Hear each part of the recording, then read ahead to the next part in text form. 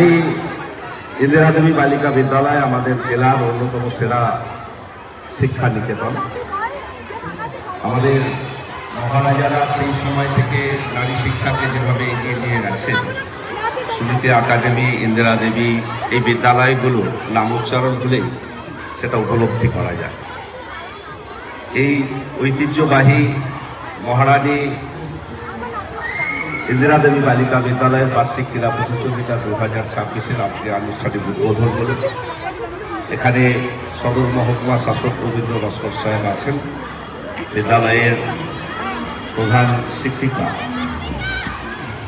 Doctor Sagarika Ghosh তিনি আছেন, সাগরিকা দত্ত। এছাড়া বিদ্যালয়ের অন্যান্য শিক্ষয়িত্রী তারা আছেন, অভিভাবক অভিভাবিকাবৃন্দ এবং প্রিয় ছাত্রীরা। অত্যন্ত সুন্দর একটি মার্চ পাস্টের মধ্য দিয়ে আমরা এই অনুষ্ঠান দেখলাম। জাতীয় পতাকা, বিদ্যালয়ের পতাকা উত্তোলিত হলো, রং বেরঙের বেলুন দিয়ে এই ক্রীড়া প্রতিযোগিতাকে আরো বর্ণময় করে তোলা হলো। খানিকক্ষণ বাদেই ট্র্যাক অ্যান্ড ইভেন্টের ক্রীড়া অনুষ্ঠানগুলো শুরু হবে।